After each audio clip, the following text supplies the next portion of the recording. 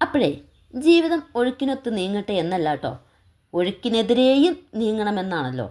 മണ്ണിലുറച്ചു നിന്നിട്ട് നമ്മൾ കാണുന്ന സ്വപ്നത്തിന് ആകാശത്തോളം ഉയരവും മഴവില്ലിനോളം അഴകുമുണ്ടാകണം. തകർന്നു നിൽക്കുമ്പോഴാണല്ലോ നമുക്കൊക്കെതിരെ ശക്തമായ കൂരമ്പുകൾ ഉണ്ടാകുന്നത്.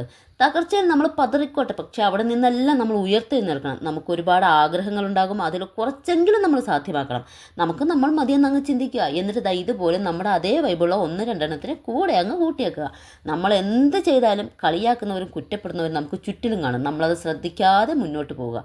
പിന്നെ മതത്തിൻ്റെയും നിറത്തിൻ്റെയും പണത്തിൻ്റെയും ഒക്കെ അപ്പുറത്ത് നമ്മളെ മനസ്സിലാക്കുന്ന ഇതുപോലുള്ള നല്ല നല്ല സൗഹൃദങ്ങളുണ്ടെങ്കിൽ തളർന്ന ചിറകിന് ഒന്ന് ഉണർവ് നൽകാൻ ഇവളുമാരെ പോലുള്ള സൗഹൃദങ്ങൾ കൂടെ ഉണ്ടെങ്കിൽ നമ്മൾ പിന്നെ മറ്റൊന്നും ശ്രദ്ധിക്കരുത്. ജീവിതം ഒന്ന് മാത്രമേ ഉള്ളൂ. അത് ആസ്വദിക്കേണ്ടതും അർമാദിക്കേണ്ടതും സ്വപ്നങ്ങൾ കാണേണ്ടതും ഉയർന്നു പറക്കേണ്ടതും നമ്മൾ തനിച്ചാണ്. മറ്റെല്ലാം നമുക്ക് കിട്ടുന്ന ഓഫറുകളാണ്. ഇത് കണ്ട ഞങ്ങൾ കഴിഞ്ഞ ദിവസം നടത്തിയ ഒരു യാത്രയാണ് കേട്ടത്. അർച്ചു തിരിച്ചു പോകുന്നതിൻ്റെ ഭാഗമായിട്ട് നടത്തിയ ഒരു യാത്രയാണ്. ഭയങ്കര അടിപൊളിയായിട്ട് ഞങ്ങൾ എൻജോയ് ചെയ്ത ദിവസമാണ്. ഞങ്ങൾ കുറച്ച് സമയമായിരിക്കും ഞങ്ങൾക്ക് കിട്ടുന്നുള്ളൂ, പക്ഷേ ആ ഉള്ള സമയം ഞങ്ങൾ നല്ല ഭക്ഷണം കഴിക്കും. ഞങ്ങൾക്ക് എത്തിപ്പെടാൻ പറ്റുന്ന ഒരു രാത്രി കൊണ്ട് എത്തിപ്പെടാൻ പറ്റുന്ന കുറേ സ്ഥലങ്ങളും ഞങ്ങൾ സഞ്ചരിക്കും.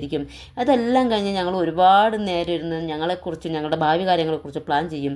ഇതൊക്കെ കഴിഞ്ഞ് ഞങ്ങൾ യാത്ര ചെയ്ത് കുറേ ഫോട്ടോയെല്ലാം എടുത്തിട്ട് ഞങ്ങൾ തിരിച്ചു പോന്നു. പറഞ്ഞു വന്നത് ഇത്രയേ ഉള്ളൂ. നമുക്ക് ചിന്തിച്ചിരിക്കാൻ നേരമില്ല. കഴിഞ്ഞു പോയതിനെ പിന്നിലേക്കാക്കി മുന്നിലേക്ക് സഞ്ചരിക്കുക. Start with you.